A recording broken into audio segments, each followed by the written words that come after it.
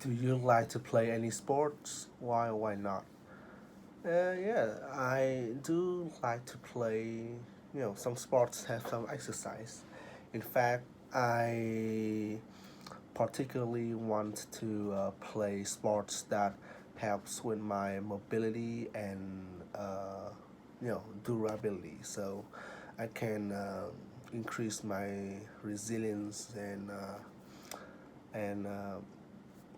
be more agile. So naturally, sports like swimming, badminton, and recently boxing is what I am playing at the moment.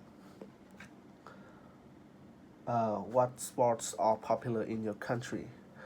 Well, in Vietnam, I would say soccer and basketball are perhaps the two most popular sports in my country because of how easily accessible they are, and because they already have a strong fan base, like a certain popularity around the world. So naturally, Vietnam is not out of touch for these sports. Uh, there are some others, for example, Vovinam, which is Vietnam, um, our Vietnamese martial art. I would say it's also sort of popular, but still, the two former sports is by far two most popular one in my country. Uh, how much sleep do you need every night? I think it depends. Usually, people say that a healthy person needs about 8 hours of sleep. However, it's not always the case because uh, the way our internal organs function is very weird, I would say.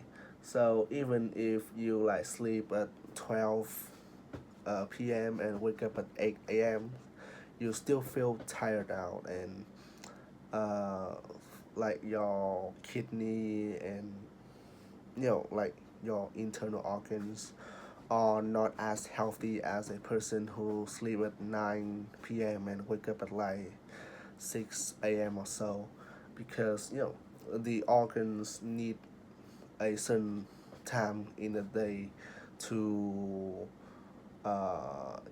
rest and to uh, kind of rejuvenate themselves, I would say, like the brain and especially the kidney. So maybe honestly, I mean 8 is a pretty good number, but I would say 7 or 6 is also not. It's also pretty decent, because it boils down to when you sleep, right? So usually I would recommend from like 9 to 10:30 p.m.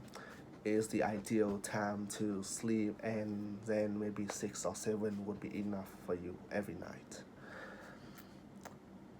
Uh, what are some of the things that can keep you awake at night? Again, there is a very like diverse questions.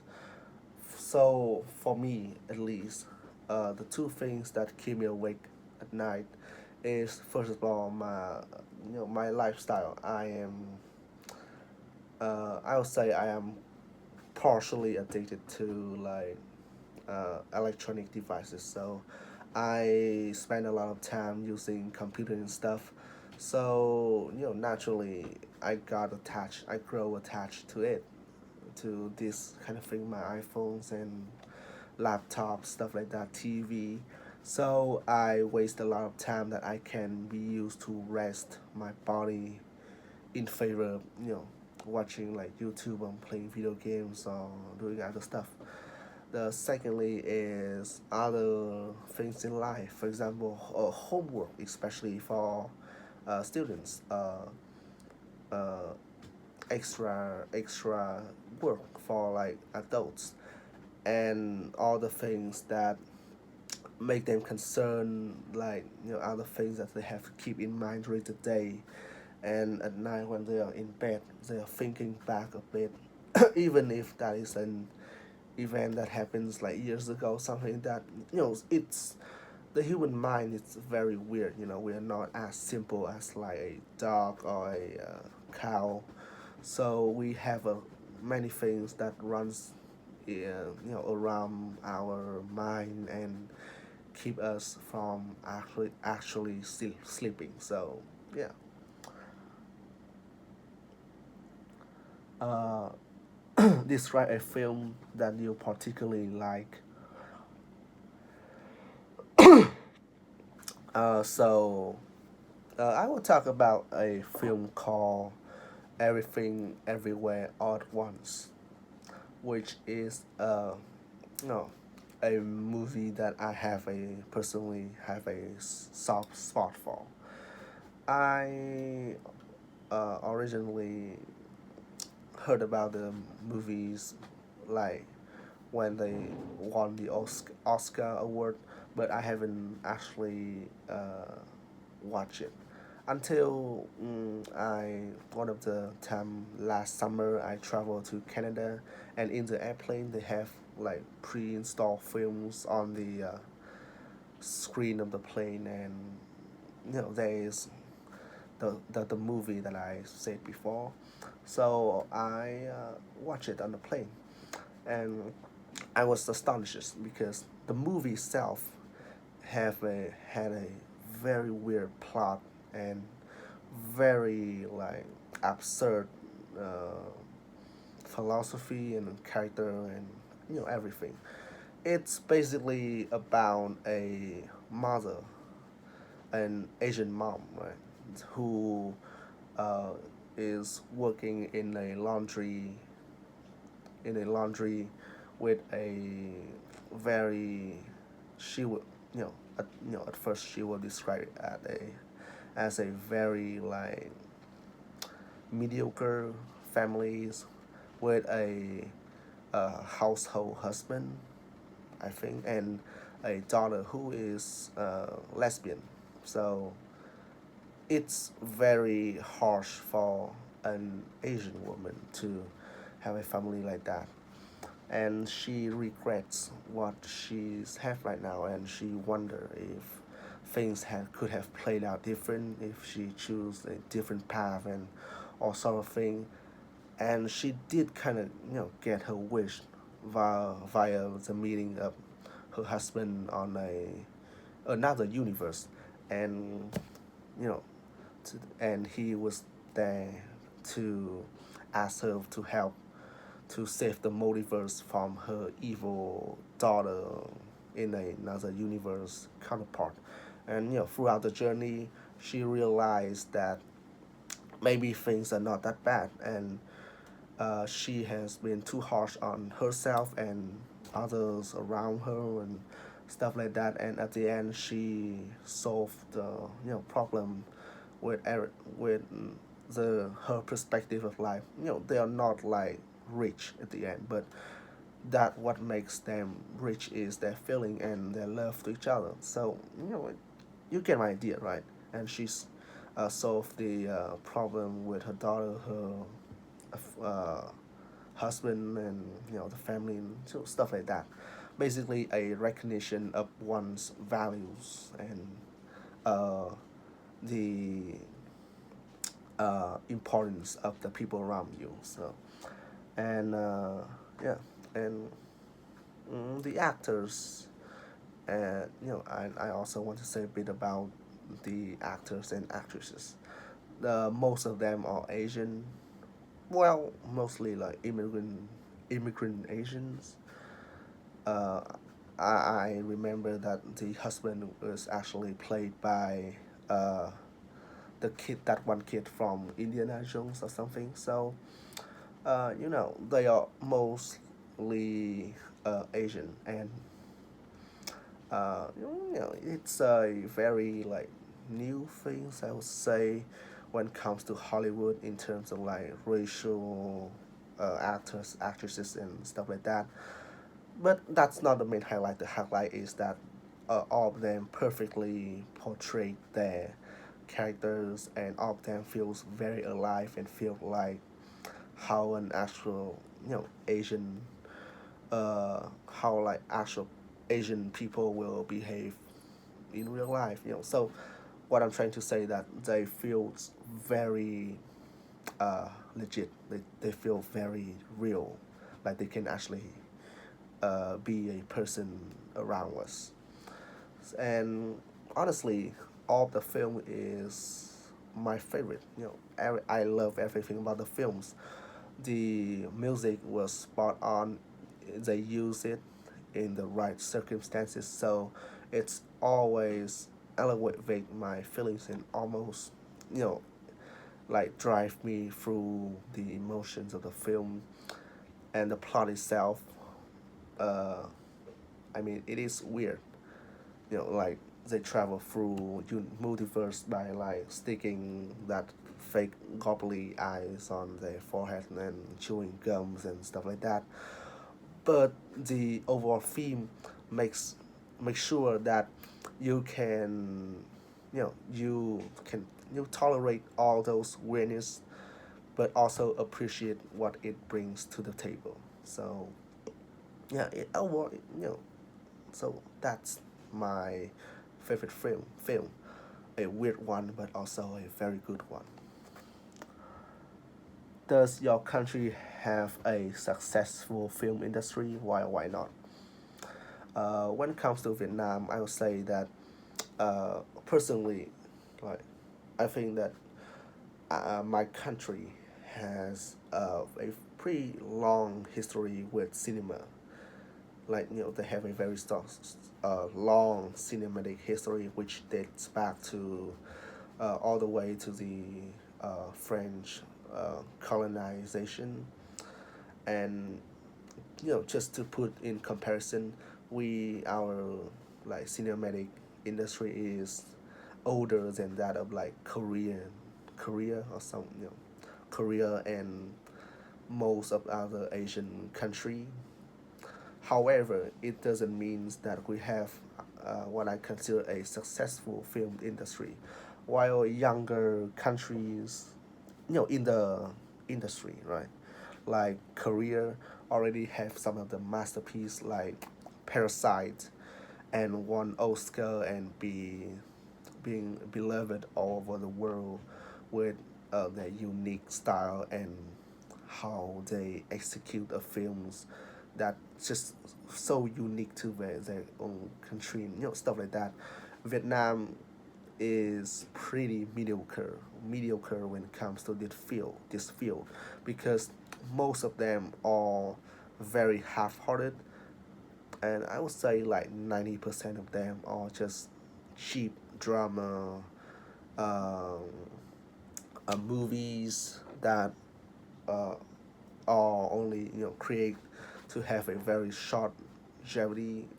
That they don't have a longevity, and their value is only very surface level, with only attempts to either horror films or, as I said, comedic drama.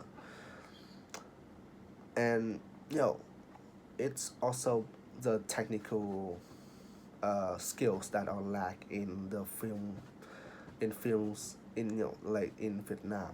They don't have things like story, uh, you know, show don't tell type of story. Everything get flushed out. Everything gets solved in like shoved in a person mouth. So what I'm trying to say is that they are not good at this industry at all, and also I think like they are like a handful of like 5 movies that actually get recognized by the by the global, and perhaps like 2 or 3 out of them are actually good, but of course almost all of them get censored by the Vietnamese censorship. So even the film's own people cannot witness uh, the actual art and the actual like good part of Vietnam because of that, So yeah, overall, it is a pretty big disappointment, I would say.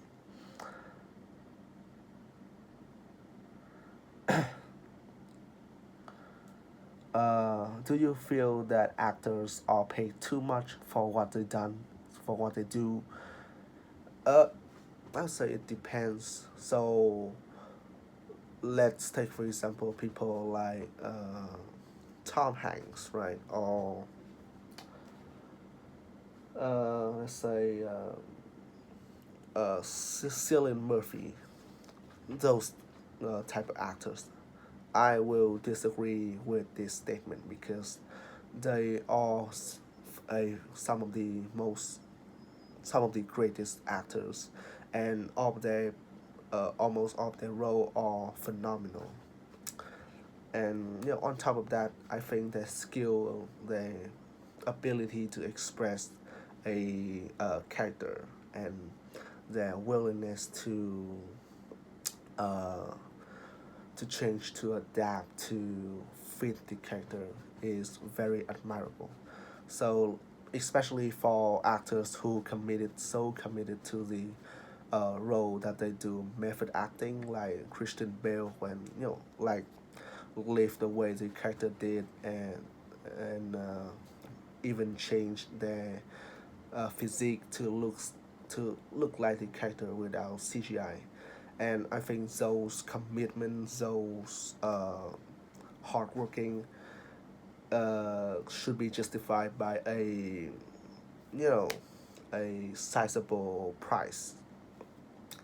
And I wouldn't say that they are paid too much because they did a great job. They makes a character memorable. They make a good film, even if the spotlight is only themselves, they still make something.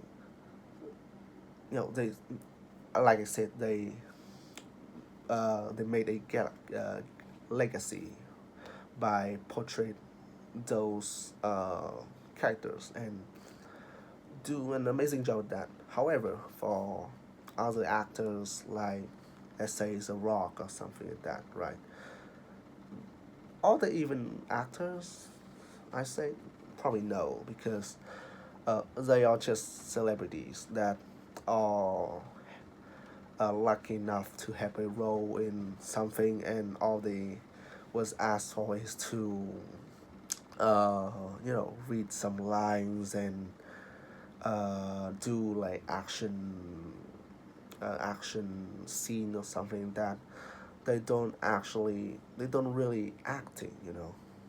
They all they did is show up in the films because they are big celebrities, and so naturally people will go watch the film solely because there are famous people in them.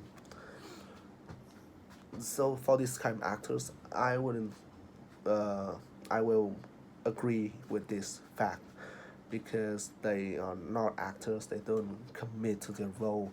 They do not do anything that they didn't. They are not doing any groundbreaking stuff and not uh, contribute something to the overall like movies and character and stuff like that. So I don't think they are worthy of this much pay. So yeah, it depends on the circumstances also. Yeah. Uh,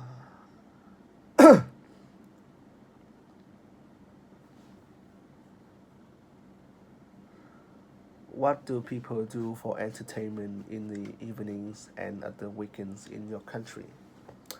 Well, it varies, right? So for older people like maybe my dad or my grandparents, in the evening, mm, they are news. They are local news, and so we will watch the local news while like having dinners or something, and then maybe a football match or something down the line to you know spend their leisure time, and on the weekend maybe they will go for a trip like and drinking beverage, alcohol beverage, stuff like that. But for young people, mm, generally they have a lot more things because the modern days offer way more leisure activities than that of the past. So like playing video games, browsing the internet, using social media, hanging out with friends in like the mall, and buying shoes, stuff like that. So yeah, there's a lot of things, and uh, what I see is that people in my country also do the same thing in every country. So it's not like exclusive to our own country, and pretty much most of the things that people in other countries are doing, we also do the same. So yeah.